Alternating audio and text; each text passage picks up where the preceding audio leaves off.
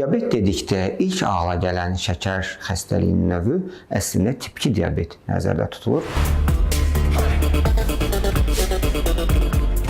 İnsulin rezistentlikli diabet olaraq təyin olunur və əsasən diabetlərin böyük əksəriyyəti tip 2 diabetlərdir və bu xəstəliyin əmələ gəlməsində ən əsas səbəb orqanizmin insulin hormonuna qarşı həssaslığının itməsidir.